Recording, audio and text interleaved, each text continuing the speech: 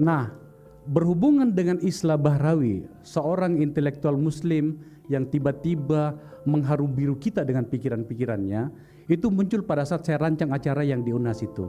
Maka singkat cerita, saya mencoba untuk memediasi dan berbicara dengan dua pihak. Yang pertama adalah Profesor Hussein Sam sebagai Rektor Universitas Negeri Makassar dan Profesor Jamaluddin Jompa, Profesor JJ untuk mengatur jadwal. Maka kemudian diputuskanlah kemarin hari Kamis di UNHAS dan hari ini adalah UNM pada sebuah acara yang dirancang dengan sangat bagus oleh Universitas Negeri Makassar. Pertanyaannya, kenapa kemudian kami juga harus memikirkan soal radikalisme? Kalau dibawa dalam situasi yang lebih private, yang lebih personally, 34 tahun yang lalu, tepatnya memasuki 35 tahun yang lalu, sebagai mahasiswa baru Fakultas Bahasa dan Sastra IKIP Ujung Pandang di Parantambung di sana, saya adalah bagian dari bullying. Bahasa Bugisnya apa sih itu bullying itu? Agak masuk nero. Kira-kira begitulah. Saya adalah bagian dari bullying kawan-kawan yang pada saat itu mulai meransek masuk ke kampus. Dalam kisahnya Pak Gus Islah Bahrawi, sebenarnya lebih dulu UNM, saya mungkin terlalu jauh kalau menyebutkan kata terpapar. Lebih baik saya menggunakan kata yang moderat adalah Universitas Negeri Makassar dan atau IKIP Ujung Pandang pada saat itu jauh lebih dulu menerima pikiran-pikiran yang jauh lebih radikal, pendekatan yang lebih radikal dan juga penjikapan yang radikal dari beberapa kelompok yang mengatasnamakan agama sampai masuk ke ruang-ruang kelas. Saya tidak bisa lupa waktu itu sebagai pengurus senat, pengurus HMJ, saya sholat di musola di kampus di Parantambung. Kebetulan waktu itu rambut saya masih panjang, mohon maaf. Tapi kenapa saya harus mohon maaf ya? Rambut saya panjang dan saya sholat, saya ikut di belakang. Beberapa mahasiswa lain yang waktu itu tampaknya sudah mulai menerima pikiran-pikiran radikal ini tiba-tiba mengatakan, Subhanallah, la ilaha illallah, innalillahi wa inna ilaihi raji'un. Apa yang salah dengan rambut saya? Yang kedua, anak saya kebetulan bersekolah di Inggris, mengambil jurusan ekonomi politik pada kajian politik, political scientist. Dia tidak berjilbab, tapi dia berbicara di berbagai tempat karena dia adalah duta besar Indonesia untuk PBB mewakili milenial Indonesia. Bukan itu yang saya mau cerita. Tapi yang saya katakan adalah kemudian dia dibully. Anaknya Pak Akbar Faisal kenapa tidak pakai jilbab? Saya tidak sedang berbicara tentang jilbab. Jilbab penting. Tapi kemudian saya mencoba untuk memahami pikiran anak saya. Dengan sangat marah anak saya mengatakan gini, Papa beritahu pada teman-temanmu yang sedang membullying kita bahwa bapak saya memang tidak menjilbabi kepala saya, tapi dia menjilbabi hati saya. Saya tidak berbicara tentang itu, tapi yang saya maksud adalah bagaimana kemudian kita mulai dikotak-kotakan dengan hal-hal yang kadang-kadang tidak kita pahami. Maka saya mengambil inisiatif untuk itu. Istri saya berjilbab, cantik lagi. Ya siapa lagi yang memakaikannya kalau bukan saya kan gitu. Nah maka kemudian saya mengambil inisiatif. Saya melihat seorang tokoh bernama Islah Bahrawi itu mengambil inisiatif untuk berbicara lebih banyak dengan kita. Maka kemudian saya undang ke podcast saya. Anda bisa melihat tampaknya Islah ya, baru di tempat saya Anda bicara detail tentang diri Anda ya. Mulai pernah sekolah di mana, keluarganya di mana, karena pernah di penjara ternyata, pernah macam-macam. Dan kemudian mengambil sikap sekarang membantu negara melalui Densus 88 untuk membantu kita memetakan pada posisi mana kita benar sih dalam bernegara dalam kondisi berbagai kelompok-kelompok yang ada di sekitar kita. Saya sebagai Direktur Eksekutif Nagara Institute mengambil inisiatif untuk mengabarkan kepada orang lebih banyak tentang siapa Islah Bahrawi dan hari ini saya tawarkan kepada kampus saya, kampus yang sangat saya cintai ini. Disinilah saya berproses. Orang-orang yang duduk sebagai pejabat utama UNM sekarang ini, ya paling kalau bukan senior saya 2-3 tahun di atas saya, itu paling adik-adik saya. Profesor Hasnawi Haris ini satu angkatan dengan saya. Dari dulu dia memang cerdas, kalah saya jauh. Itu Pak Karta juga. Kadang-kadang hari ini kayaknya soal menyebut nama itu harus lebih banyak nama yang kita sebut ya. Berbahaya, bisa berisiko gitu. Oke, Bapak Ibu sekalian dan teman-temanku semuanya, adik-adikku, saya membawa seorang tokoh. Saya membawa seorang tokoh di mana kemudian saya meminta kepada dia bersiaplah untuk didebat. Saya membuka ruang ini melalui mekanisme komunikasi antara saya dengan Pak Rektor. Kita membuka ruang ini, mari kita berdiskusi. Jangan sampai kita kemudian meyakini sesuatu untuk sesuatu pemahaman yang tidak terlalu jauh. Terakhir saya mau sampaikan Bapak Ibu sekalian, sebagai mantan wartawan dan sebagai mantan politisi, saya kebetulan mendapatkan sedikit barokah untuk berjalan lebih jauh dari Makassar, berjalan lebih jauh meninggalkan batasan-batasan Republik Indonesia. Saya berada di Libanon ketika pertama rombongan dari Suriah atas nama perang agama di sana, perang atas nama apapun di sana, itu merebak dan kemudian seluruh penduduknya melarikan diri, salah satunya melalui Libanon. Saya melihat penderitaan itu. Saya berkunjung ke Irak, banyak yang saya kunjungi, betapa kemudian kita menderita. Maka kemudian inilah saat untuk kita bersama untuk mengatakan Indonesia harus lebih baik 1000 tahun yang akan datang.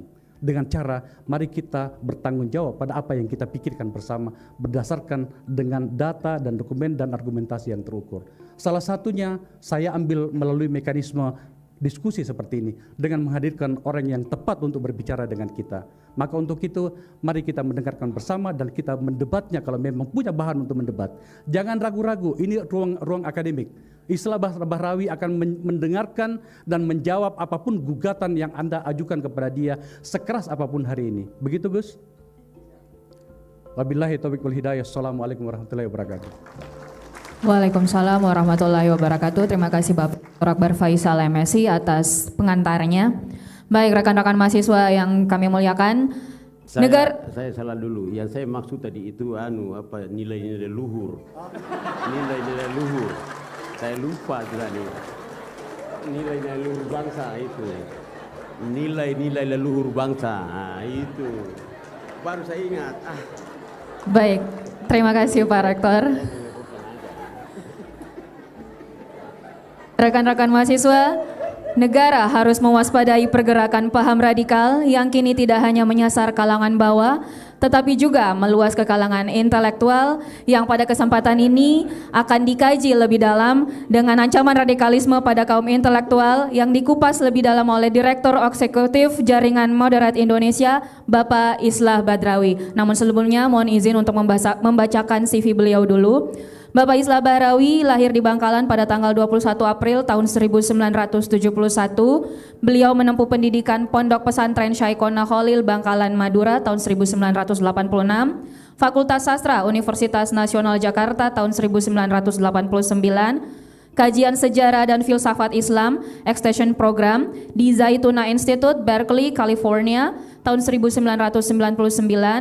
Beliau juga bagian dari Ikatan Pelajar Nahdlatul Ulama IPNU dan juga Himpunan Mahasiswa Islam HMI. Saat ini beliau menjabat sebagai Direktur Eksekutif Jaringan Moderat Indonesia, Ketua Yayasan Sinergi Moderasi Nusantara SMN, dan juga sebagai tenaga ahli pencegahan radikalisme, ekstremisme, dan terorisme Mabes Polri. Hadirin kita sambut Bapak Islah Bahrawi.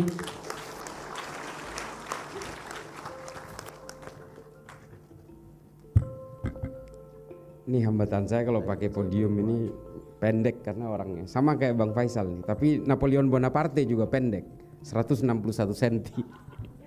Assalamualaikum warahmatullahi taala wabarakatuh. Salam sejahtera buat kita semua. Allahumma salli ala sayyidina Muhammad wa ala ali sayyidina wa maulana Muhammad. Yang saya hormati Pak Rektor Prof. Hussein dan beserta seluruh sivitas akademika, jajaran rektor, dekan, dan seterusnya. Yang saya hormati Bang Akbar Faisal, guru saya santrinya beliau, dan adik-adikku sekalian semua yang ada dalam ruangan majelis ini. Saya sebenarnya bukan Gus, tapi saya sering dipanggil Gus karena saya lebih identik ke kalangan Nahdien. Karena kalau Gus itu berarti anaknya Kiai. Masalahnya yang Kiai bukan bapak saya tapi kakek saya. Jadi ada lompatan. Bapak saya itu orang biasa, orang melarat. Saya lahir di sebuah desa terpencil yang baru sampai saya pindah ke Jakarta ketika kuliah di UNAS itu belum ada listrik di Madura dan belum ada air kemasan. Jadi Saya waktu kecil itu memang belum kenal sepatu. Saya kenal sepatu itu SMP kelas 1, kenal celana panjang itu SMA kelas 1. Ketika saya nyantri, saya biasa sarungan. Setiap hari biasa sarungan. Tapi alhamdulillah kemudian banyak hal yang menuntun saya untuk pergi ke berbagai seluruh penjuru dunia, termasuk juga saya tinggal di Amerika selama 4,5 tahun. Saya pernah jadi gelandangan di New York, mungkin saya sudah ceritakan di podcastnya Bang Akbar.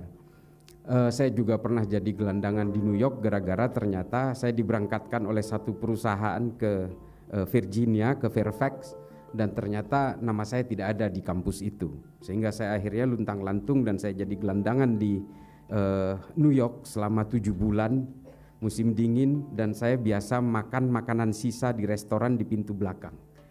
Jadi apapun saya makan di situ, dan saya juga, ini mohon maaf mungkin agak sedikit risih tapi saya harus bercerita. Jadi karena saya itu mengharap sisa makanan dari restoran, yang saya makan itu termasuk baby pork rib demi hidup. Karena saya tidak punya saudara, tidak punya uang, tidak punya teman, tidak punya alat komunikasi ketika itu. Jadi apapun harus saya lakukan, dan saya hidup dari donasi gereja yang namanya St. Patrick di Manhattan. Itu setiap hari Minggu saya ngantri untuk roti dan uang $10 setiap minggu. Dan kemudian ketika saya terlunta-lunta, saya sempat ditolong oleh orang Indonesia. Kemudian saya pergi ke San Francisco, dan di San Francisco luntang-lantung lagi saya ditampung oleh YMCA, Young Movement Christian Association. Lagi-lagi lintas agama lagi, saya ditampung tidur di asrama Kristen. Dari situ kemudian saya belajar bahwa apa yang saya pelajari di Jakarta ketika saya terpapar tentang negara ini harus dikuasai supaya bisa diislamkan semua satu negara ini, menjadi luntur di situ. Saya terpapar oleh Ma'alim fil Thoriq, bukunya Said Qutb ketika saya kuliah, yang mengharuskan saya menjadi toli'ah, kesatuan elit kecil, supaya bisa memantik revolusi dan menguasai negara ini, lalu bisa kemudian mengislamkan seluruh orang Indonesia ini supaya Islamnya sama dengan saya. Itu keyakinan saya ketika saya terpapar Ma'alim fil Thoriq. Nah, di Amerika semua itu kemudian terbantahkan bahwa the world is not only mine.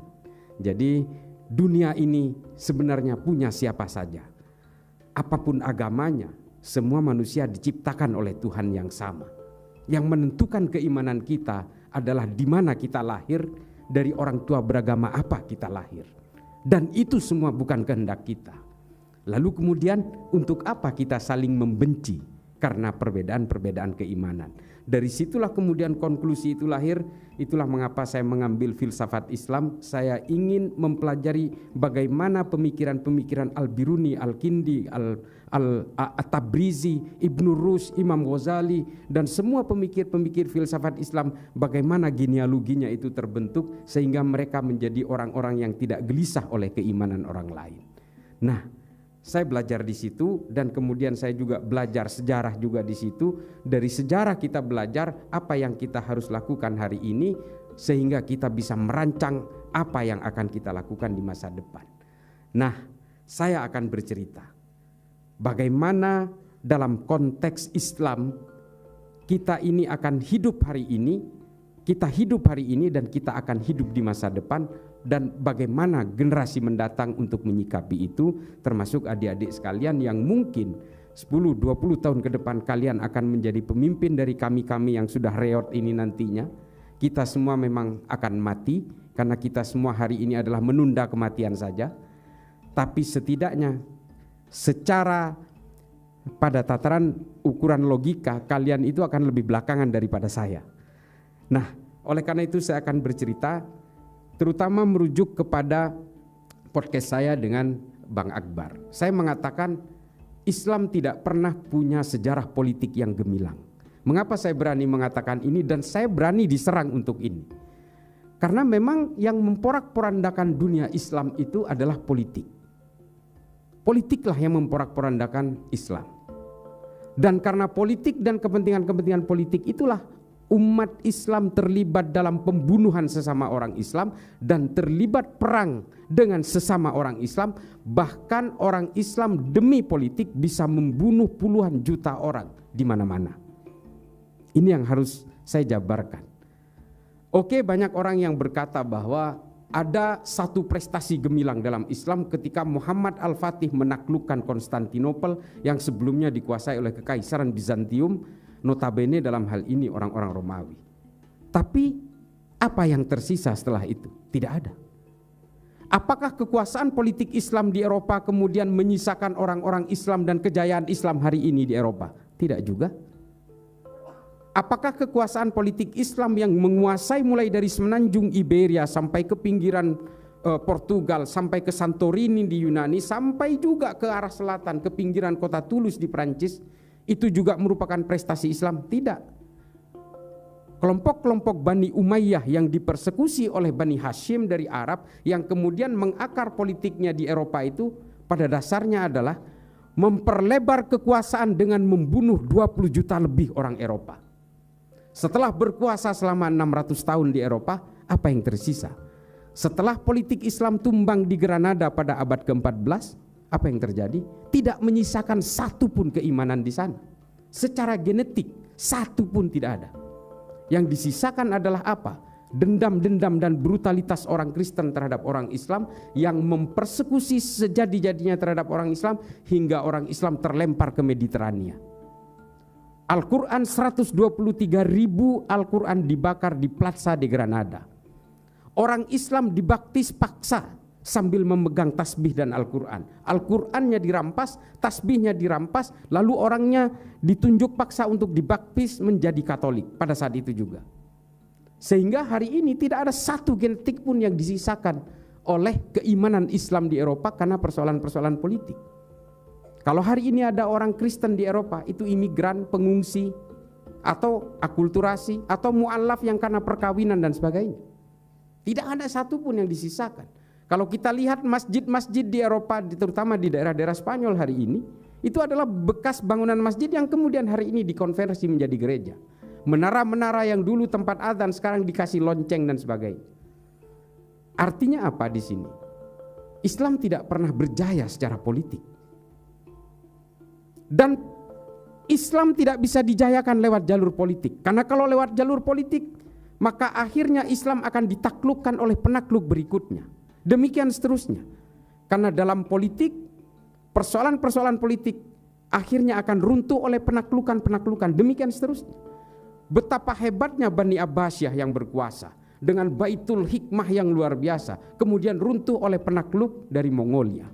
Dan selesai semuanya. Lalu muncul kemudian pemikiran-pemikiran kebangkitan politik yang tidak sanggup untuk men-trigger kebangkitan politik itu lagi. Yang akhirnya sanggup untuk membangkitkan politik Islam itu akhirnya tetap satu faktor saja, ilmu pengetahuan. Dengan ilmu pengetahuan Islam menjadi jaya, dia tidak terlibat dalam sektor-sektor wilayah, batas-batas negara dan sebagainya.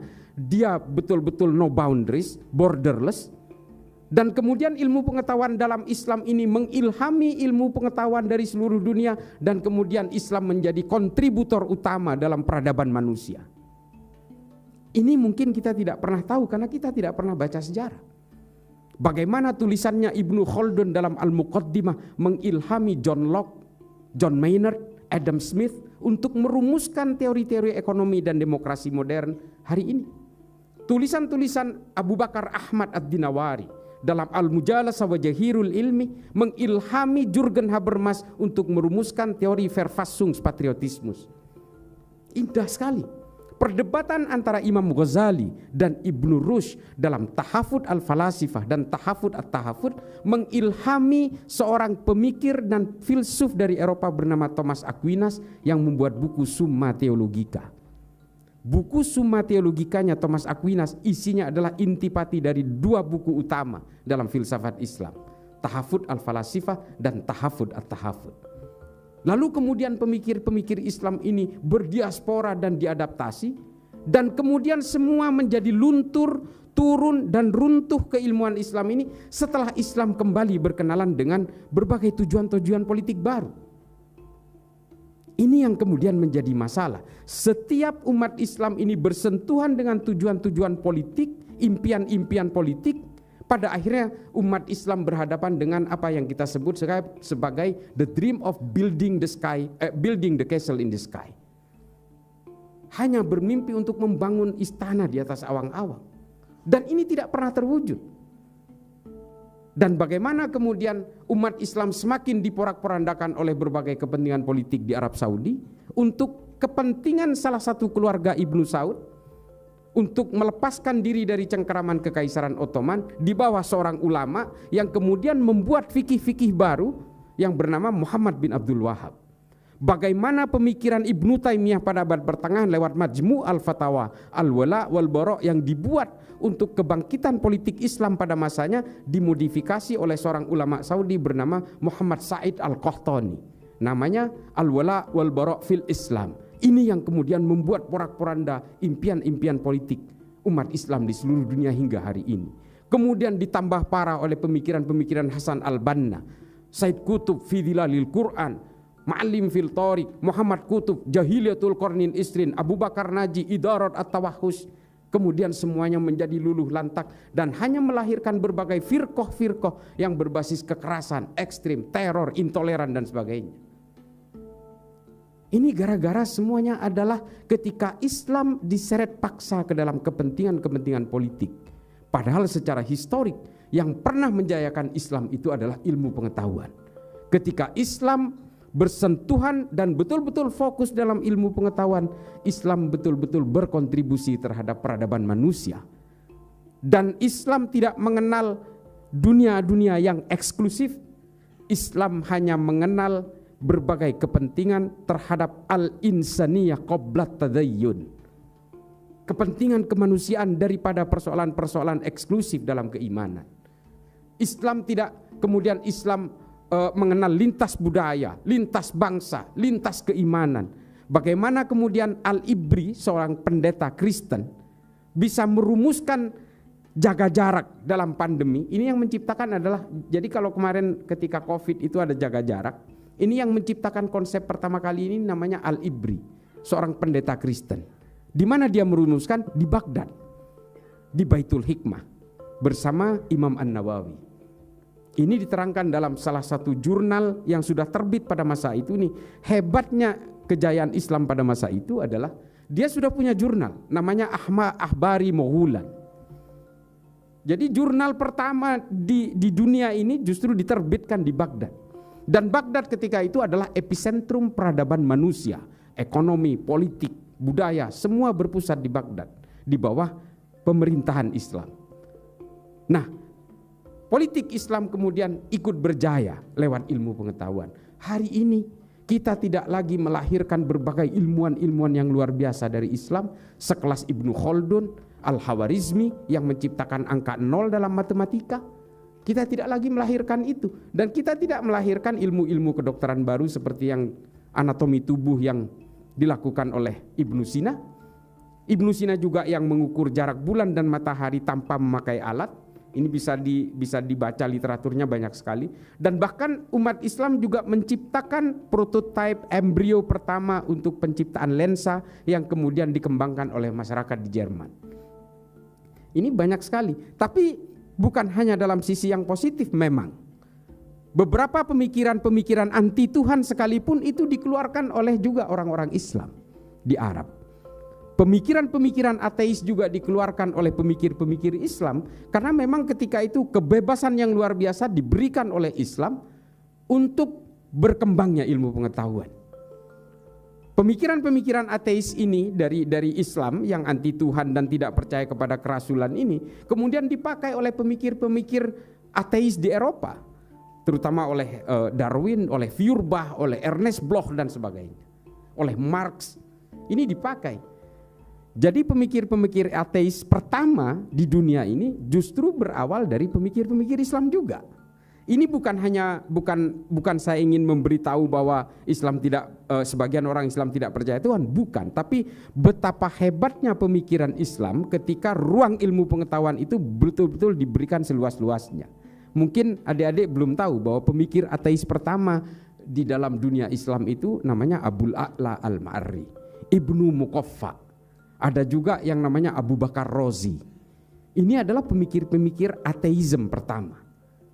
Jadi kalau kita baca tulisan-tulisan dari seperti Nietzsche misalnya, Zarathustra misalnya, itu sama persis dengan tulisan-tulisan Abu La'la Al-Ma'arri dalam Ad-Dhulumiyah namanya. Sama persis. Jadi bahkan yang tidak percaya Tuhan pun akhirnya juga terilhami. Meskipun dua orang pemikir ini akhirnya dipenggal. Dan yang satu meninggal karena sakit. Abu La'la Al-Ma'arri karena buta, jadi mungkin eksekutornya tidak tega. Tapi Ibnu Muqaffa dan juga Abu Bakar Razi akhirnya dipenggal karena dianggap murtad. Yang ingin saya ceritakan di sini adalah bagaimana kemudian berbeloknya orientasi dan trajektori perjuangan kejayaan Islam ini kemudian berubah hingga hari ini. Berbagai hukum-hukum fikih yang sifatnya mutaghayyirat, yang tidak statis, yang tidak bisa diganggu gugat lagi, ini kemudian menjadi rawan sebagai alat pemecah belah dari keumatan kita, uhuah kita. Pemikiran-pemikiran Wahabisme misalnya, yang dulu dirumuskan oleh ulama-ulama Wahabi di Arab Saudi untuk kepentingan politik Arab Saudi dan untuk mengglorifikasi kekuatan-kekuatan Ibnu Saud di Arab Saudi, kemudian dibawa hari ini ke seluruh penjuru dunia dan mengilhami berbagai resistensi dan perjuangan orang untuk memantik revolusi di berbagai negara. Adik-adik sekalian, saya sudah pernah ke Afrika 3 kali. Saya sudah ke berbagai negara konflik, di Somalia, di Mozambik, sampai ke Sudan. Saya sudah ke Republik Afrika Tengah, ke Bangui. Saya sudah ke Nigeria, saya sudah ke Liberia, ke Monrovia. Saya sampai ke daerah sana dan semua sama persoalannya, yaitu persoalan-persoalan hakimiyah dan takfiriyah. Penghakiman terhadap orang lain yang berbeda yang kemudian mengkafirkan orang yang berbeda itu. Semua berawal dari konsep ini. Konsep ini kemudian tergulirkan secara deras dengan menggunakan konsep al-wala wal bara dari Muhammad Said Al-Qahtani yang saya ceritakan tadi. Membangun monoloyalitas kepada orang yang dianggap sama dan membangun permusuhan kepada orang yang dianggap berbeda dalam hal apapun. Di Indonesia hari ini sudah terasa karena persoalan-persoalan politik orang saling mengkafirkan satu sama lain. Kalau tidak memilih pilihan saya, kalian termasuk orang yang tidak memperjuangkan agama saya. Nah, ini ketika agama sudah diseret paksa ke jalur politik, ini bisa memantik permusuhan, perpecahan hingga jalur-jalur kekerasan. ISIS, Al-Qaeda, Boko Haram, Al-Shabaab, Hasan Turabi, Jabatun Nusra, Liwa'ut Tauhid, Laskar At-Taibah, Jamaah Islamiyah, Jamaah Ansarud Daulah, Jamaah Ansarus Syariah, JAK, JAT, JAS, MIT, MIB, NII, Khilafatul Muslimin. Ini semua adalah betul-betul harokah-harokah yang punya impian-impian politik yang pada akhirnya mengkafirkan kita semua, karena kita semua ini adalah berkhidmat kepada undang-undang buatan manusia dalam kacamata mereka. Karena politik, umat Islam bisa mengkafirkan sesama umat Islam, sesuatu hal yang tidak pernah dilakukan Nabi sedikit pun. Nabi tidak pernah mengkafirkan sesama muslim, tidak pernah. Tapi kita hari ini sudah biasa. Karena saya mengharamkan ziarah kubur misalnya, lalu saya mengkafirkan orang yang ziarah kubur, ini biasa. Karena saya maulidan, lalu orang lain yang mengharamkan maulidan akan mengkafirkan saya. Ini jamak terjadi. Dan ini kita seolah-olah ingin dibawa paksa ke abad pertengahan di situasi yang berbeda seperti ini dengan menggunakan rujukan-rujukan fikih yang sudah berkembang di abad pertengahan, dan hari ini kita dipaksa untuk menggunakan itu dan kita mundur ke belakang. Orang-orang tidak pernah punya anggapan hari ini dan semuanya merasa paling otentik dan paling orisinil ajaran agamanya. Padahal ini konsep yang salah. Kalau kita menganggap bahwa ajaran agama kita yang paling orisinil dan paling otentik, ya jangan hidup hari ini. Jangan hidup hari ini. Hari ini 100% kehidupan kita kalau dilihat dari segi otentisitas sudah jauh dari zaman Nabi. 1000% bahkan. Ada 2 hal dalam agama. Ada thawabit, ada mutaghayyirat. Yang mutaghayyirat ini tidak baku, bisa dirubah. Tafsirnya bisa dirubah. Saya sudah mengatakan di podcastnya Bang Akbar Faisal, riba positif haram. Al-Quran ini, Allahu ahallal bai'a wa harramar riba, jelas. Tapi apakah bank itu masuk riba? Ini kan tafsir mutaghayyirat, bisa diperdebatkan. Pertanyaannya, kalau kita ngotot mengharamkan bank konvensional, kita semua hari ini menjadi orang munafik. Gedung ini tidak mungkin tidak melibatkan bank konvensional. Naik pesawat tidak mungkin. Naik haji tidak mungkin nggak naik pesawat. Dan pesawat itu semua menggunakan uang berbunga dicicilnya. Nyewa pun pakai uang berbunga, pakai bank. Makanya saya heran kadang-kadang ada satu ajaran yang mengharamkan orang kerja di bank, dia memilih berhenti, tapi kemudian jadi supir Grab. Ada Oppo, oke, berbunga. Akhirnya dia jualan habatus sauda. Dia pikir impor ekspornya habatus sauda dari Yaman itu tidak menggunakan bank. Ini anomali peradaban manusia yang kemudian menjebak kita karena kita betul-betul terhantui oleh otentisitas. Jangan salah, ada mutaghayyirat yang bisa dirubah. Dan Islam ini berkembang karena Islam ini dirancang untuk menjadi agama yang bisa merahmati seluruh alam semesta sampai hari kiamat. Kalau kita stagnan di abad pertengahan, sampai nggak kita ke hari kiamat menjadi rahmat? Nggak bisa. Apalagi Islam diglorifikasi sebagai bejana untuk kebencian, caci maki, kekerasan. Nggak sampai hari kiamat kita sudah tidak menjadi rahmat. Dan tidak akan laku. Islam tidak mempunyai daya tariknya. Orang masuk Islam karena ingin menikahi perempuan Islam yang cantik, bukan karena ketertarikan spiritual. Nah, adik-adikku sekalian, apa yang saya sampaikan ini adalah bahwa marilah jayakan agama kita ini lewat ilmu pengetahuan. Kalau lewat jalur politik, apalagi dengan mimpi-mimpi khilafah yang didengung-dengungkan oleh Hizbut Tahrir, oleh Ikhwanul Muslimin dan sebagainya, ini pada akhirnya akan membawa dekadensi terhadap dunia Islam sendiri. Karena impian-impian daulah khilafah Islamiyah inilah kemudian yang menciptakan firqoh-firqoh berbasis kekerasan karena mereka ingin mewujudkan satu gerakan revolusi. Seperti yang ditulis oleh Said Qutb dalam Ma'lim fil Thoriq. Perlu saya kasih gambarannya, kalau ada yang belum tahu tentang Ma'lim fil Thoriq. Kenapa saya kemudian sadar bahwa saya ini betul-betul dibohongi oleh Ma'lim fil Thoriqnya Said Qutb. Setelah saya baca bukunya Lenin, namanya L'état et la Révolution, State of Revolution. Ternyata Said Qutb membuat Ma'lim fil Thoriq itu sama persis dengan State of Revolutionnya Lenin. Cuma yang ini versi Islam, ini versi komunis. Itu aja. Kalau di dalam Lenin itu istilahnya revolusi, kalau Said Qutb mengistilahkan dengan jihad. Kalau Lenin mengistilahkan sebagai vanguardism, avant-garde, kesatuan kecil sebagai motor pemantik revolusi, kalau di dalam Ma'lim fil Thoriq disebut dengan toli'ah. Protokol-protokolnya sama, tahapan-tahapan marhalahnya sama. Semuanya sama, revolusi mental dan revolusi akhlak sama.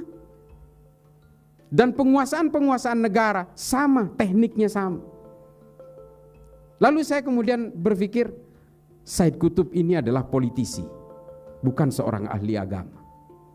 Lalu saya pelajari juga fi Dhilalil Quran, bagaimana dia melencengkan terjemahan Al-Quran tentang Al-Maidah ayat 44, Al-Baqarah 29, Al-Baqarah 341 dan sebagainya. Saya kemudian berpikir, ini politisi ternyata. Dari situlah kemudian trajektori Islam berubah arah, dan hari ini kita betul-betul menjadi pion-pion mainan-mainan politik global. Operasi intelijen semua terjun ke Indonesia. Setelah mereka melewati Timur Tengah, Asia Selatan dan sebagainya, mereka memantik Abu Sayyaf, gerakan Thailand Selatan. Bagaimana konflik Tamil dan Sinhala dibuat oleh intelijen Barat. Ini saya tidak tabu untuk mengatakan ini. Karena Indonesia ini menjadi melting pot dari berbagai operasi intelijen dari seluruh dunia. Karena mereka tahu bahwa Indonesia ini punya natural resource yang luar biasa, sehingga Indonesia ini akan menjadi pertarungan berbagai proksi kepentingan global untuk di masa depan. Nah, adik-adik sekalian, kalian ini tidak gampang menjadi generasi muda. Karena bagi kelompok-kelompok pengusung ideologi transnasional ini, kalian adalah investasi masa depan. Semua ideologi ingin menjaga supaya ideologinya tetap hidup.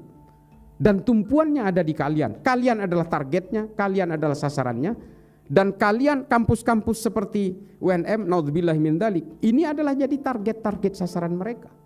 Kalau di kampus-kampus hari ini banyak sekali gema pembebasan dan sebagainya, yang menyuarakan bahwa solusi dari semua persoalan politik, ekonomi dan sebagainya, budaya adalah khilafah. Kalau soal khilafah nggak usah kita bahas. Adik-adik tinggal baca aja cuitan saya di Twitter. Islah_Bahrawi. Di Instagram juga Islah_Bahrawi, baca aja soal khilafah. Debatnya 6 hari 6 malam saya jabanin. Saya ingin membuktikan bahwa khilafah itu bukan buatan Tuhan. Itu buatan bangsa Romawi. Namanya Respublika Romana, yang kemudian di Islam dikenal dengan sistem syuro. Sistem Al-Mamlakah itu buatan bangsa Romawi juga, yang sudah dikenal sebelumnya dengan nama monarki absoluto. Dan kemudian ahlul halli wal aqdi yang dipakai oleh Bani Abbasiyah itu sudah dibuat oleh bangsa Romawi juga. Namanya Concilium Plebis. Lalu kemudian oleh Hizbut Tahrir hari ini dikatakan ini buatan Tuhan, ini wajib. Persoalan yang paling mendasar yang dilakukan Hizbut Tahrir adalah ruang-ruang politik dianggap sebagai akidah. Padahal ini fikih. Dan yang menganggap politik itu adalah akidah hanya kelompok Khawarij.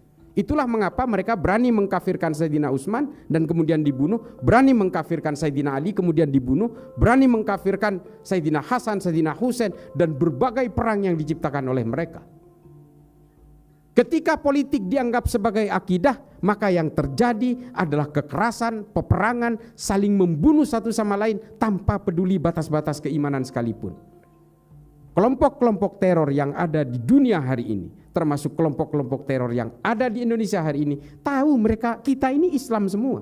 Tapi kan Islam kita berbeda dengan mereka. Inilah kemudian yang menjadi perhatian dari kita, bahwa ketika kita sudah diracuni oleh mimpi-mimpi politik, kita sudah diracuni oleh politisasi agama, yang terjadi apa? Kita saling mengkafirkan dan bermusuhan satu sama lain, meskipun keimanan dan agamanya sama, tafsirnya sama. Yang paling terakhir akan saya contohkan, mengapa saya lebih ngotot untuk memajukan Islam lewat ilmu pengetahuan. Hari ini kita tidak lagi melahirkan Ibnu Sina. Kita tidak lagi melahirkan berbagai pemikir-pemikir yang brilian, polimath di dalam Islam. Tabrizi tidak kita lahirkan, Imam Ghazali tidak kita lahirkan, Ihya Ulumuddin kita tidak lahirkan lagi. Al-Mustadrak ala Sahihain tidak kita lahirkan lagi. Al-Mujalasah wa Jahirul Ilmi, Al-Muqaddimah, Al-Ibar tidak kita lahirkan lagi. Yang kita lahirkan hari ini adalah Abu Bakar Ba'asir, Osama bin Laden, Aiman Al-Zawahiri, Abu Bakar Al-Baghdadi, Oman Abdurrahman, Fauzan Al-Ansori.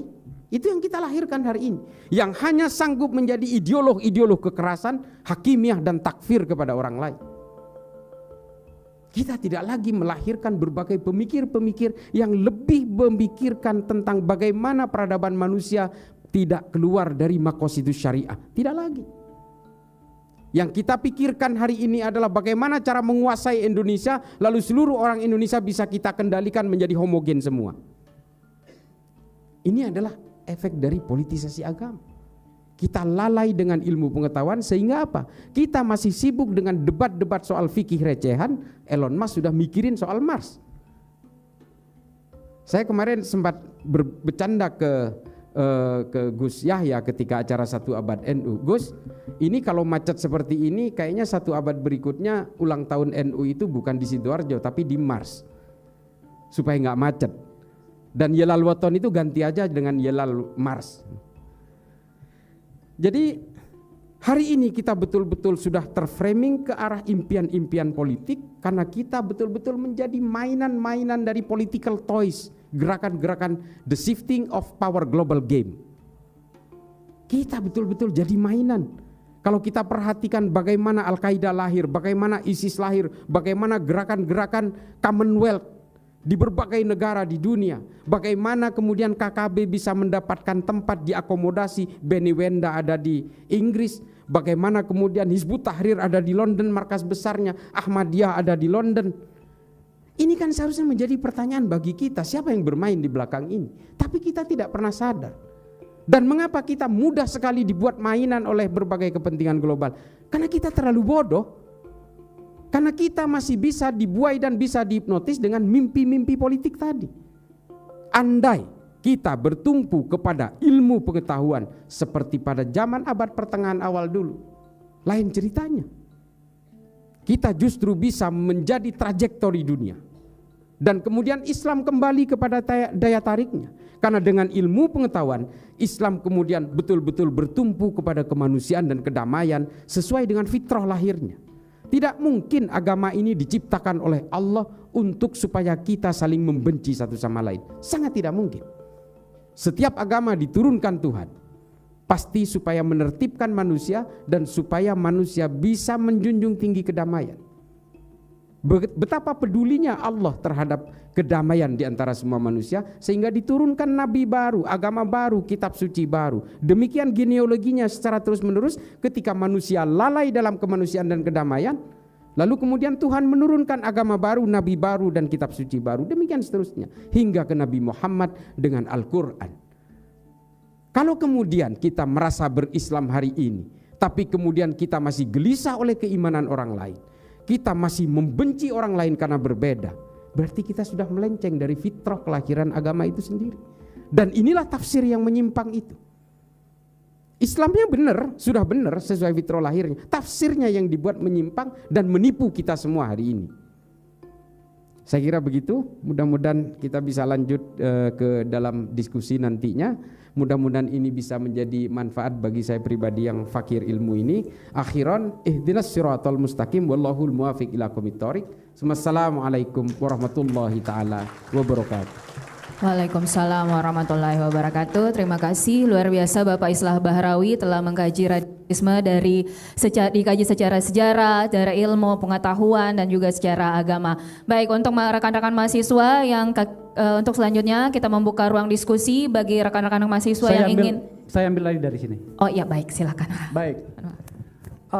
Baik. Bapak Ibu sekalian, adik-adik, saudara-saudara semuanya, tibalah saatnya kita mengkontestasi pikiran. Hal yang agak jarang dilakukan oleh komunitas intelektual di Indonesia. Inilah salah satu tujuannya agar kemudian kita lebih terukur dan bermartabat di dalam menerjemahkan ilmu pengetahuan itu. Nah, untuk itu saya dari sini mengambil alih untuk menjadi moderator, memediasi alur berpikir antara kita. Untuk tahap pertama saya menampung 3 pertanyaan dulu ya. Kalau ternyata tidak terlalu banyak pertanyaannya, saya tambah 5 sebelum kita akan selesaikan yang di bayangan saya kita selesai pada pukul 16.30. Pertama dari sudut kiri dulu, Bapak yang pakai baju pakai kopiah seperti saya, oke? Satu, kemudian yang kedua dari sudut tengah yang di atas, 2 yang tengah ini ya, yang itu ya betul.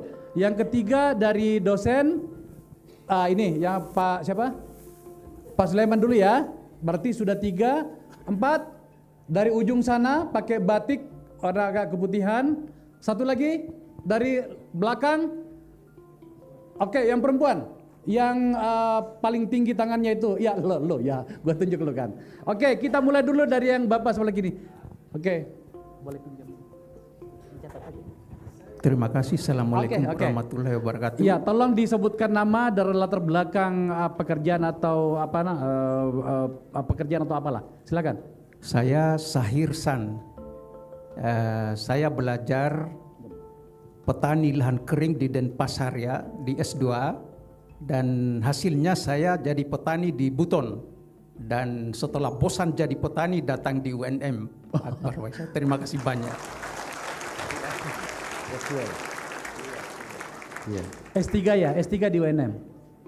Ngambil S3 Pak, penjelasannya. Saya di S3 lingkungan PKLH ya, PKLH lingkungan. Oke. Ya, terima kasih. Ya. Saya senang sekali Pak, itu apa yang ditawarkan tadi bahwa revolusi Islam bagus kalau dia ilmu ya, dibarengi dari sedikit saya mengamat Timur Tengah itu dari ajaran-ajaran Arnold Toynbee, sejarawan dunia, Arnold tadi. itu mengemukakan bahwa dulu kita punya ada agama samawi ya, Yahudi, Kristen, Islam, dan habis itu baku lawan dengan agama-agama bumi. Jadi kita dapat di ajaran kita ada agama langit dan agama bumi. Oke. Dan saya berkesimpulan pada teori itu bahwa agama bumi sekaranglah yang kita alami. Ada cerita-cerita empiris, karena apa yang kita alami sekarang adalah peradaban Eropa. Orang Eropa mengatakan bahwa peradabannya adalah perpanjangan tangan dari Romawi. Kira-kira ini sintesis pribadi dan mohon penjelasan. Saya sangat sepakat sekali bahwa ilmu harus dikedepankan, karena di masyarakat kita, saya sebagai petani di kampung bahkan dalam hutan itu ajaran yang jalan itu bahwa agama Nabi Muhammad itu buta huruf. Saya di Eropa yang kita baca Nabi Muhammad adalah negarawan. Maksudnya dia jenius dan negarawan. Kenapa di kampung kita bilang dia Nabi yang ummi? Salah satu yang saya baca adalah ummi, arti kamus bahasa Arabnya itu adalah satu, bodoh seperti yang kita tahu. Yang kedua itu bukan ahli kitab. Itu. Olehnya seperti yang saya bilangkan tadi, apa yang penceramah ini ceritakan, saya bermimpi seperti siapa dosen UI Armando ya, yang dibully habis-habisan. Saya kadang-kadang pro ke dia. Kenapa banyaknya, ya misal salah satu ya, kenapa banyaknya triliunan uang tiap tahun Indonesia itu hanya dibawa ke Arab untuk kita naik haji, umroh. Kenapa tidak dibayarkan kepada pendidikan kita di Indonesia ini supaya kita ilmuwan semua ya. Saya kenal algoritma apa semua yang disebut tadi itu. Tapi sekarang ini kita tidak dapat. Saya sedih itu Ade Armando itu dibully ya. Terakhirnya juga dari agama samawi, kita kenal Yahudi, Kristen, Islam. Ahok itu Pak, orang yang agamanya, kenapa harus kita bully juga ya? Kita kira-kira sekedar panjang sebenarnya. Hanya saya sebagai petani sekarang ini saya iri ya, habis saya cerita dengan teman saya yang penelitian tentang radikalisme. Kenapa Elon Musk disubsidi oleh pemerintah karena membuat mobil listrik. Sementara saya sebagai petani yang sama-sama tujuannya itu adalah mitigasi perubahan iklim global ya. Elon Musk merem itu produksi CO2 ke atmosfer, saya menarik karbonnya sebagai petani itu, tapi Elon Musk disubsidi pemerintah, saya sebagai petani tidak ada. Kira-kira sementara panjang-panjang ini, tapi ya, saya baik. senang Pak Akbar Faisal. Assalamualaikum warahmatullahi wabarakatuh. Saya mulai memikirkan Bapak tampaknya harus berhenti jadi petani kalau kayak gini. Luar biasa, saya menyukai pikiran-pikiran seperti ini. Kita tentu saja merindukan pikiran-pikiran merdeka seperti ini, apapun itu. Oke, kita kedua, yang di tengah tadi itu. Saya akan membiarkan Anda berbicara panjang lebar kalau argumentatif. Tapi kalau mau langsung bertanya, bertanya saja langsung. Baik, bismillahirrahmanirrahim. Assalamualaikum warahmatullahi wabarakatuh. Perkenalkan, nama saya Muhammad Arbai Masridal dari Fakultas Teknik Prodi Arsitektur. Yang ingin saya tanyakan adalah, saya sering mengikuti seminar-seminar tentang ancaman radikalisme di Indonesia. Nah, di sini saya sering mendengar bahwa buku-buku Said Qutb dan pemikiran-pemikiran Ikhwanul Muslimin itu masih terus berkembang di Indonesia. Nah, sedangkan kita di Indonesia ini ingin memberantas hal tersebut. Sedangkan mengapa buku-buku ini masih beredar sampai sekarang di Indonesia? Padahal kan kita sendiri ini ingin memberantas pemahaman-pemahaman Said Qutb dan Ikhwanul Muslimin. Sekian, wassalamualaikum warahmatullahi wabarakatuh. Tampaknya berhubungan dengan dunia penerbitan ini. Dan tentu saja regulasi ya. Oke, ke penanya ketiga, Pak Sleman. Pak Direktur nanti belakangan. Saya tahu. Bismillahirrahmanirrahim. Assalamualaikum warahmatullahi wabarakatuh. Ya, izin Bapak Rektor, terima kasih Pak Dr. Faisal dan Gus Islah. Cak Islah. Penanya pertama tadi rasanya karena kami ini berencana mau umroh, jangan sampai keluar fatwa tentang itu sehingga kita tidak bisa lagi umroh. Itu candanya. UNM ini bersama kelompok ini kita mau umroh. Saya juga mau umroh tapi visa udah dapat, Pak.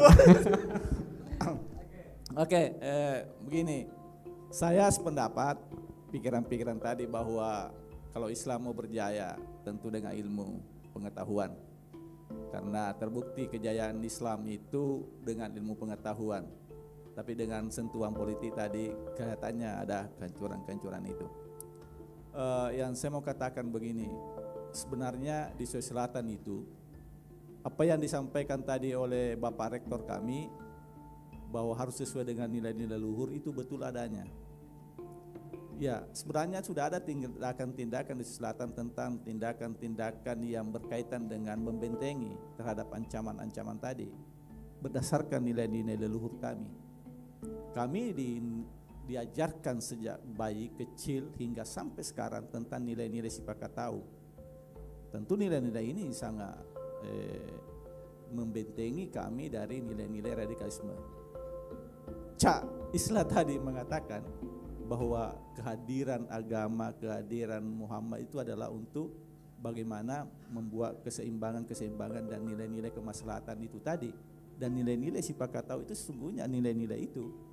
Jadi saya yakin bahwa dengan kembali ke nilai-nilai itu, belum lagi Sipakalebi saling menghormati tadi, Sipakatau saling memanusiakan sesuai dengan kondisi-kondisi manusia yang ada pada dirinya, dihormati berdasarkan karakteristik dan keunikannya. Sipakalebi saling menghormati, saling mengangkat, saling memuliakan, dan nilai-nilai yang lain. Belum lagi Mali Siparape, Mali lu Sipa. Nanti Bang Akbar yang akan menjelaskan nilai-nilai ini. Itu satu bagi saya. Bagi UNM, saya kira program-program penangkalan terhadap ancaman-ancaman radikalisme ini sudah tertera jelas dalam visi misi UNM. Salah satunya itu adalah nilai-nilai kewirausahaan. Ya, dengan nilai-nilai kuliah-kuliah nilai-nilai kewirausahaan itu lebih aksentuasi bagaimana mahasiswa kami ditanamkan karakter-karakter kewirausahaan. Yang kita maksudkan karakter kewirausahaan ini bukan hanya bagaimana mengajarkan dia menjadi berwirasaha, bukan itu, tapi adanya nilai-nilai sesuai dengan nilai-nilai yang leluhur itu tadi.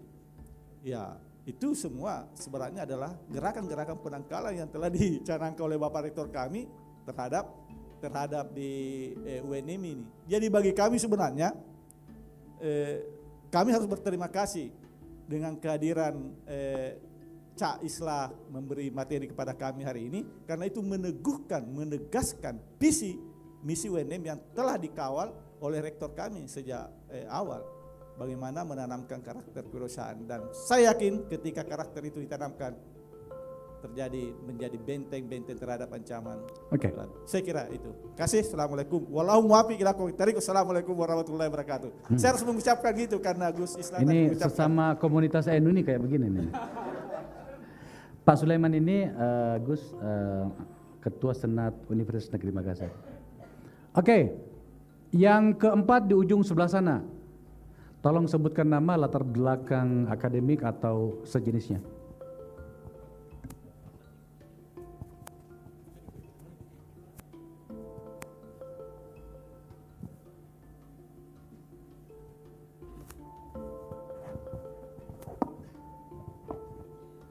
Ya baik, terima kasih atas kesempatan yang kemudian diberikan oleh moderator kepada saya. Izin Anda, saya tadi sangat tertarik dengan apa yang disampaikan. Namanya siapa, Dinda? Baik, nama saya Andi Dul Saputra dari Fakultas Psikologi Universitas Negeri Makassar. Jadi baik, saya lanjut bahwa saya sangat tertarik tadi dengan apa yang disampaikan oleh kakanda kita, senior kita, saudara kakanda narasumber kita yang telah banyak memberikan kita memantik pemikiran kita tentang apa itu radikalisme. Jadi berkenaan dengan tema kuliah umum yang kita angkat pada hari ini, yaitu ancaman radikalisme pada kaum intelektual, saya kira ketika kita berbicara persoalan ancaman berarti kita memberikan penilaian terhadap sesuatu. Nah kemudian penilaian itu, ketika kita menilai sesuatu sebagai ancaman, itu harus punya landasan berpikir, harus punya konsep di balik penilaian itu. Nah yang ingin saya tanyakan kepada narasumber kita, kakak dan narasumber kita adalah, apa kemudian yang bisa kita jadikan landasan mengapa radikalisme itu kita sebut sebagai ancaman, terkhusus bagi kita di kaum intelektual? Sebab ketika kita berkaca pada sejarah, kurang lebih 40 tahun yang lalu di Iran itu kemudian terjadi revolusi tanpa pertumpahan darah. Di sana ada unsur politik, di sana ada pemikiran-pemikiran yang radikal dan revolusioner. Nah, kemudian ketika kita kemudian menganggap radikalisme itu sebagai ancaman, maka saya kira kita sepakat dengan apa yang terjadi di Iran pada saat itu, di mana pemerintahan pada saat itu masih bersifat bisa kita sebut sebagai monarki yang sangat otoriter dan menindas, di mana tokohnya adalah Shah Pahlavi. Nah, di balik otoritarianisme tersebut muncul suatu sosok pemikir bernama Al-Syariati yang dengan gagah berani mengungkapkan pemikirannya tentang Islam yang radikal dan revolusioner. Nah, buah daripada pemikiran tersebut ialah melahirkan sebuah revolusi tanpa pertumpahan darah di Iran. Nah, saya kira ada unsur politik di situ, sebab ada pertentangan antara rezim dengan rakyat yang melawan pada saat itu. Dan pemikiran-pemikiran radikalisme pada saat itu juga menimbulkan menjadi jembatan antara tiga pemikiran sebelumnya, yaitu nasionalisme sekuler, Marxisme komunis dan fundamentalisme Islam. Pemikiran revolusioner Al-Syariati kemudian menjadi jembatan antara ketiga pemikiran-pemikiran besar Iran tersebut. Nah, saya kira itu yang kemudian penting kita diskusikan terlebih dahulu. Apa yang kemudian kita dudukkan konsep, apa kemudian menjadi landasan kita mengapa radikal itu kita sebut sebagai ancaman khususnya bagi kita di kaum intelektual. Saya kira itu saja. Terima kasih, mohon pencerahan Kakanda.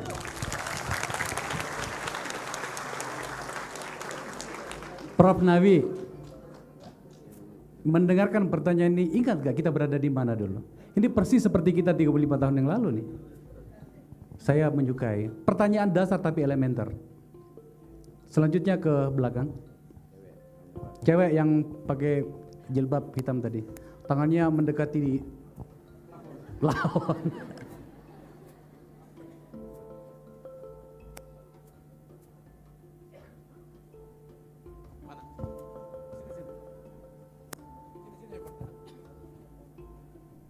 Di sebelah kanan, ya.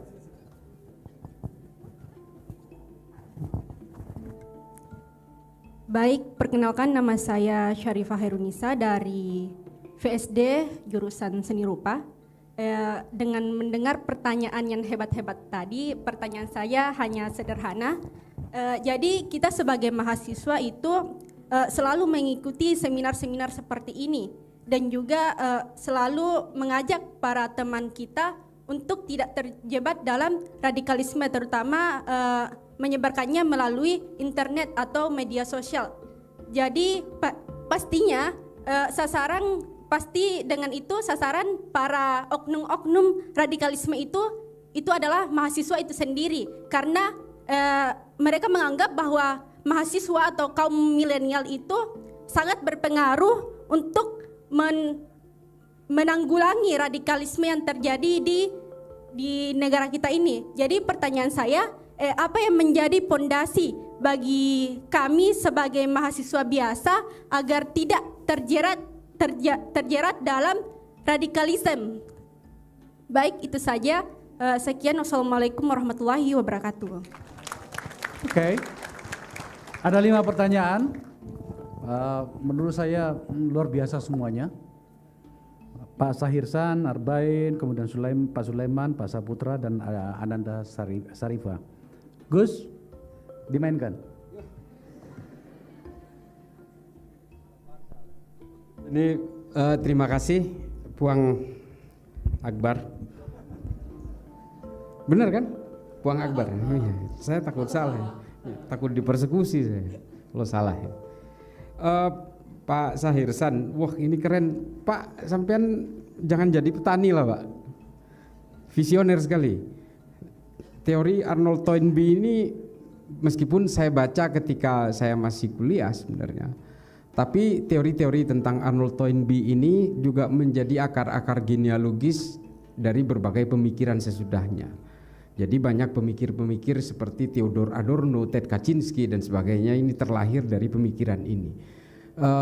Dan itu juga yang kemudian mengilhami saya. Apa yang saya sampaikan tadi sebenarnya itu juga berakar dari genealoginya Arnold Toynbee, bahwa Eropa itu maju karena dia belajar dari bangsa yang belum maju. Orang Arab maju karena dia belajar dari bangsa yang belum maju, yaitu bangsa Romawi. Bangsa Romawi belum maju menjadi maju karena dia belajar dari bangsa Yunani. Itulah mengapa peradaban manusia itu episentrumnya selalu berpindah-pindah. Jadi awalnya adalah Athena, dari Athena ke Roma, dari Roma kemudian ke Baghdad, dari Baghdad kemudian pindah kurang lebih sekarang menjadi New York lah kurang lebih. Nah ini levelnya sama sesuai eranya masing-masing. Nah pemikiran-pemikiran Toynbee ini kalau dipakai luar biasa Pak. Saya sangat menghargai, tapi jangan salah, saya kenal dekat dengan Bang Ade Armando. Orang kenal dia itu kadang-kadang mencap dia liberal gitu kurang lebih. Percayalah sampai hari ini mungkin sholat tahajudnya kita semua kalah oleh Bang Ade Armando. Saya masih lalai dalam soal sholatul lail itu. Tapi kalau Bang Ade Armando itu rajin. Dia dalam keadaan apapun dia harus bela-belain sholat tahajud. Orang hanya mengenal di media seolah-olah dia liberal, seolah-olah dia itu bisa berbuat apa saja. Tapi kalau untuk urusan ubudiyah, untuk urusan ibadah, Bang Ade itu paling kuat.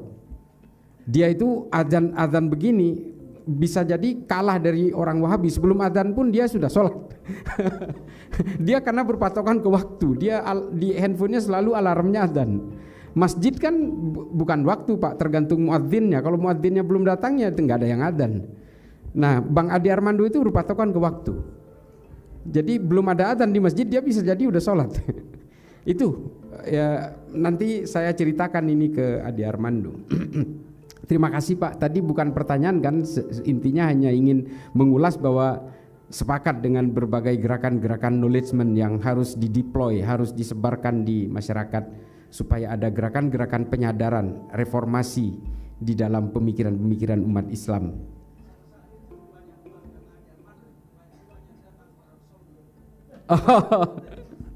Ya itu mungkin itu ada, ya itu bagian dari banyak pendapat, termasuk ada pendapat terakhir yang mengatakan bahwa kenapa sih harus berhaji, berhutang dan sebagainya, menjual aset dan sebagainya untuk naik haji sementara tetangganya masih banyak yang kelaparan, kan seperti itu. Tapi ya kadang-kadang kita tidak bisa mengukur kompromi orang dalam soal keimanan Pak. Tapi percayalah Pak, semua gerakan-gerakan ideologi transnasional hari ini yang ada di Indonesia itu semua ada uangnya Pak. Ada pernyataan saya kalau di browsing hari ini di Google atau di YouTube, saya pernah mengatakan ada seorang artis yang dibawakan uang sekarung supaya dia itu membawakan ajaran-ajaran ideologi Wahabisme. Saya bertanggung jawab dengan pernyataan saya ini, karena yang cerita ke saya itu artisnya dan dia punya CCTV ketika Ustadz Wahabi ini bawa uangnya dan bawa Gucci limited edition, tapi ditolak oleh seorang influencer ini. Nah ini saya bertanggung jawab dengan itu. Saya nggak mungkin lah, saya selalu menghindar fitnah, hoax dan sebagainya. Dan influencer ini bukan hanya bercerita ke saya, dia juga bercerita ke beberapa jenderal yang berada di sebelah saya ketika itu. Terima kasih Pak. Kemudian yang kedua adalah dari Pak Arbai, Mas Arbai, buku Said Qutb masih berkembang di Indonesia. Nah ini begini, ada salah satu seorang ahli sejarah namanya Heinrich Heine, dia menulis tentang Al-Mansur. Di dalam Al-Mansur itu dia tulis, ketika manusia membakar dan memberangus buku, maka dia pada akhirnya akan membakar dan memberangus manusia. Nah, ini adalah pemikiran-pemikiran awal demokratis, dan ini juga ditulis oleh Ibnu Khaldun dalam Al-Ibar yang dikatakan bahwa jangan pernah memusnahkan buku dan menghambat peredaran buku karena itu sama artinya memenggal otak manusia. Ini Ibnu Khaldun yang bilang. Buku silahkan beredar. Yang harus kita berdayakan adalah rasionalitas berpikir kita. Kalau kita menghambat buku, suatu saat buku saya juga akan dihambat. Saya juga tidak setuju kalau Wahabisme ini menggunakan undang-undang koersif negara untuk dilarang. Saya juga nggak setuju. Karena ketika nanti suatu saat pemerintahan ini berganti, suatu saat saya juga akan dipersekusi oleh kelompok mereka, dan mungkin ajaran-ajaran dan keyakinan yang saya yakini hari ini itu juga akan dihambat dan dilarang. Nah, inilah demokrasi. Hari ini meskipun kita sadar banyak sekali ideologi-ideologi yang memanfaatkan kebebasan demokrasi, berselancar dalam ruang-ruang kenyamanan demokrasi, tapi sebenarnya mereka ingin membunuh demokrasi. Kita tahu itu. Tapi ya inilah demokrasi. Hizbut Tahrir itu hanya hidup di negara-negara demokratis. Buku-buku tentang khilafah, tentang Wahabisme dan sebagainya justru dilarang di negara-negara tertentu yang berpaham teokratis. Di negara-negara demokratis justru bebas. Padahal semua buku-buku dari berbagai ideologi transnasional yang bersifat eksklusif ini semua mengharamkan demokrasi, tapi justru hidup di negara-negara demokratis. Hizbut Tahrir kantor pusatnya di London, dia hanya hidup legal di Indonesia, tapi sekarang sudah tidak diperpanjang izinnya, tapi pemikirannya tidak bisa dilarang. Di Libanon dia bisa hidup, di negara-negara demokratis. Nah, inilah kebaikan-kebaikan demokrasi yang justru kita jaga. Yang ada kemudian hari ini adalah bukan justru membakar bukunya, melarang bukunya, tapi kita harus bertempur dalam tataran pemikirannya. Boleh Al-Quran dibakar di Belgia, mereka hanya membakar kertas yang dicetak, tapi ayat-ayatnya kan tidak bisa dimusnahkan.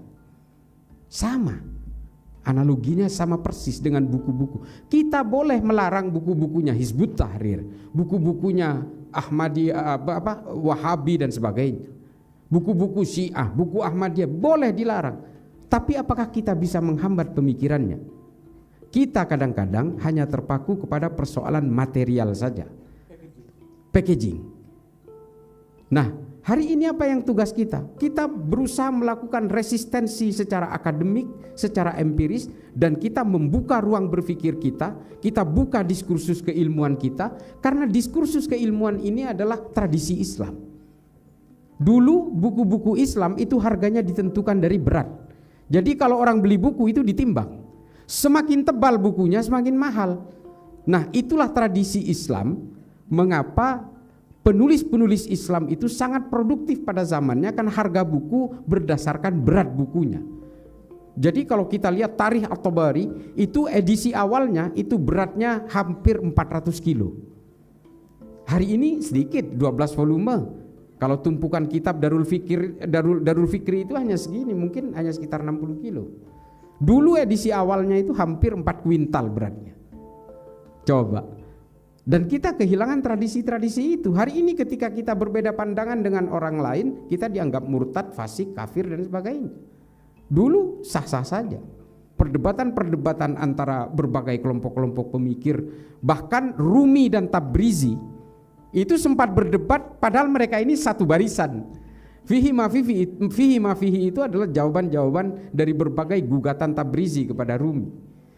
Ini keren sekali dan itu hilang hari ini. Silahkan beredar bukunya, tapi kita lawan dengan pemikiran-pemikiran yang empiris, historik dan akademis. Saya kira gitu ya. Terus Pak Sulaiman, nilai-nilai luhur dalam beragama bisa menjadi alat yang menangkal radikalisme termasuk Nabi Muhammad di Madinah. Jadi gini, karena Islam ini agama yang terakhir, kemudian Islam ini menjadi konklusi dari berbagai agama-agama sebelumnya yang disempurnakan kemudian oleh agama terakhir ini. Kalau kita mau berbicara tentang Nabi Muhammad misalnya, saya tadi ingat bahwa di Eropa Nabi Muhammad ini ditulis oleh dua seorang ahli sejarah, namanya Maxim Robinson dan William Montgomery Watt. Bukunya The Prophet and the Statesman. Jadi dia adalah rasul dan juga seorang negarawan. Kalau dia buta huruf, iya. Meskipun diragukan oleh Maxim Robinson, nggak mungkin orang secerdas itu buta huruf. Tapi kalau kita yang berdasarkan sirah nabawiyah percaya bahwa itu buta huruf. Tapi ini soal perdebatan. Tapi intinya adalah bahwa dengan berbagai keluhuran-keluhuran dari ajaran-ajaran kearifan lokalnya, Nabi Muhammad kemudian banyak melakukan banyak hal, terutama ketika bagaimana dia memutuskan untuk pindah ke Yasrib, dan ketika di Yasrib dia bisa mendamaikan suku Aus dan suku Khazraj yang sudah bermusuhan berabad-abad. Nabi juga berhasil mendamaikan pendatang dan pribumi yang kemudian kita kenal sebagai kaum Muhajirin dan kaum Ansor, dan mendamaikan orang Kristen dan orang Yahudi yang sejak dulu berkelahi ingin menjadi pemungut pajak atas nama kerajaan Persia.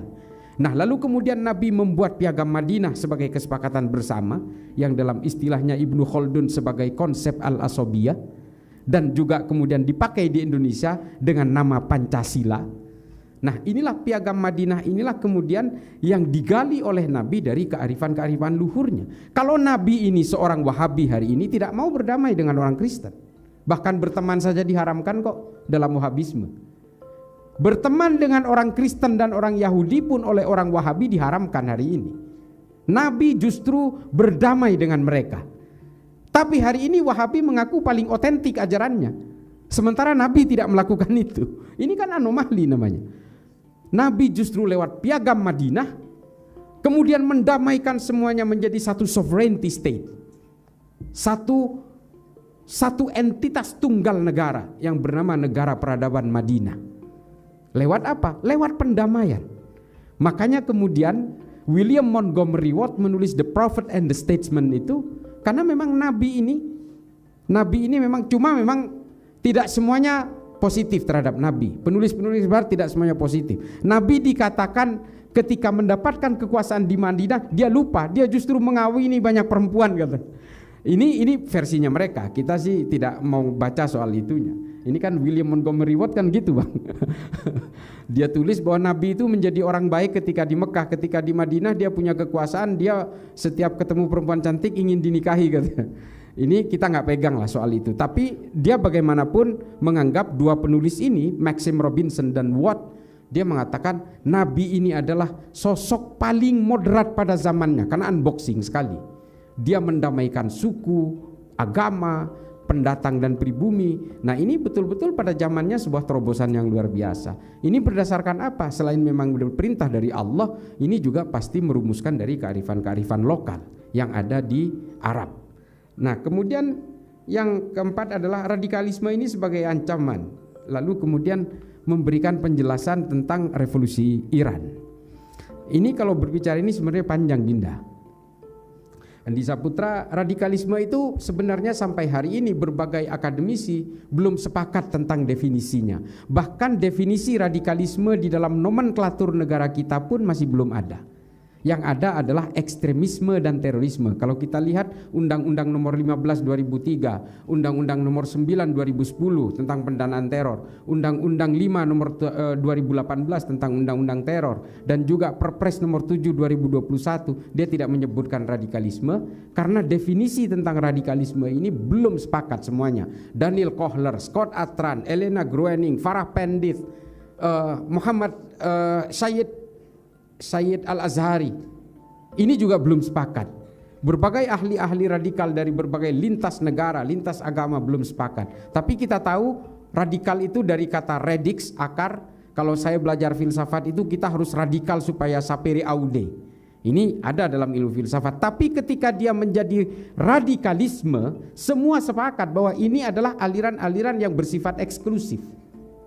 Syekh Usama Sayyid Al-Azhari mengatakan, definisi dalam kitabnya Al-Haqqul Mubin, dia mengatakan radikalisme itu adalah ketika dia bergerak dan berusaha menanamkan nilai-nilai revolusi dan berusaha untuk melawan negaranya sendiri. Hanya ini batasannya. Lalu apakah revolusi Iran itu termasuk bagian dari radikalisme? Tergantung kesepakatan bersama. Kenapa di Iran itu kemudian tidak terjadi pemberontakan berdarah, kudeta berdarah? Karena semua rakyatnya sepakat dengan Khomeini. Dan kelompok kecil orang-orang Iran ketika itu sudah mengalami kejenuhan terhadap Reza Pahlavi. Dia sudah mengalami kejenuhan dengan mereka dan hingga akhirnya semua sepakat, sama seperti 98 di negara kita. Semua sepakat kemudian menempatkan Soeharto sebagai common enemy. Dan sehingga tidak terjadi pertumpahan darah. Kalau terjadi deviasi, pertumpahan darah, pemerkosaan, pembakaran dan sebagainya, ini adalah massa cair yang tidak terkendali. Tapi pada intinya adalah kudeta itu terjadi smooth-smooth aja. Pak Harto dengan rela dia memundurkan diri misalnya, ini sebenarnya smooth-smooth saja. Nah, ini juga menjadi gambaran kepada kita hari ini bahwa radikalisme, ekstremisme, terorisme itu tidak ada agamanya, tidak ada sukunya. Semua orang bisa terpapar, orang kaya bisa terpapar, orang melarat bisa terpapar, orang pintar bisa terpapar, orang bodoh bisa terpapar. Syiah hari ini memang tidak berkesan radikal karena jumlahnya sedikit. Kalau jumlahnya banyak, ya sama kayak Iran, mereka akan melakukan revolusi juga. Wahabi di sini, kelompok Wahabi di sini, karena jumlahnya masih sedikit, sama, mereka sudah melakukan upaya revolusi berkali-kali, menteror kita berkali-kali. Kejadian teror tahun 2000 sampai 2009, bom Tentena, bom JW Marriott, bom Ritz-Carlton, bom Malam Natal, bom Kampung Melayu, bom Bali 1, bom Bali 2, bom Sarinah, ini semua dilakukan oleh kelompok Wahabi, tapi gagal. Karena apa? Jumlahnya masih sedikit. Kalau mereka besar, sama saja mereka ingin menguasai negara ini. Mau Syiah, mau Wahabi, itu gambaran buat kita ya. Mungkin sebenarnya ada satu kelompok besar, bukan karena saya orang Nahdien, bukan. Ada satu kelompok besar yang sebenarnya bisa saja menguasai negara ini dan memberontak ke negara ini, tapi tidak pernah dilakukan. Namanya Nahdlatul Ulama. Bansernya aja 7 juta. Bansernya aja 7 juta. Polisi 463.000. Tentara 927.000. Hampir 1 juta. Jauh lebih banyak banser. Tapi mereka tidak punya keinginan untuk melakukan aksi revolusioner. Ya. Terima kasih Dinda. Kemudian yang nanti biar ditambahkan oleh Bang Akbar kalau Puang nanti mau. Yang terakhir Harifah, apa yang terjadi, apa yang menjadi pondasi bagi kami agar tidak terpapar radikalisme. Kalau kita kembali kepada persoalan radikal tadi, sebenarnya ingin saya tambahkan, radikalisme itu bukan hanya ukuran untuk melawan negara, bukan. Radikalisme itu juga upaya untuk memecah belah intimasi sosial, itu juga bisa dikatakan radikal. Artinya jangan anggap, kan sering begini, ada beberapa kelompok yang mengatakan begini, nggak mungkin kami menjadi radikal, menjadi ekstrim, menjadi teror karena menghormati pemimpin saja kami itu diwajibkan. Demonstrasi saja kita diharamkan. Rokok saja diharamkan karena membahayakan diri kita, apalagi membahayakan orang lain. Nggak mungkin kita jadi teroris, kan begitu. Percayalah, aksi radikal ekstrim teror itu bukan hanya dalam rangka melawan pemerintah atau negara, tapi juga mengkotak-kotakan kehidupan intimasi sosial, mengkafir-kafirkan orang yang berbeda, memfasik-fasikkan orang yang tidak sama, dan menganggap keimanan orang lain itu adalah warga kelas 2. Ini sama saja dengan kelompok radikal juga. Nah, penyadaran kita hari ini adalah kita harus sadar bahwa agama itu diciptakan oleh Allah kepada kita semua ini bukan untuk saling membenci. Dan harus disadari oleh kita semua hari ini bahwa agama itu adalah bejana untuk menghargai kemanusiaan dan menciptakan kedamaian. Tidak mungkin agama ini diturunkan oleh Allah supaya kita saling membenci satu sama lain dan membinasakan satu sama lain. Enggak mungkin. Kesadaran-kesadaran seperti itulah yang harus kita tanamkan kepada kita hari ini. Silahkan tafsir agamanya apapun, manhajnya apapun, ijtihadnya apapun, tapi tetap berpegang teguh kepada satu prinsip, bahwa kita harus tetap saling menghormati atas segala perbedaan yang di dalam Al-Quran disebut dengan konsep lita'arofu, saling mengenal, saling berinteraksi dalam perbedaan. Saya kira begitu, Puang. Makasih.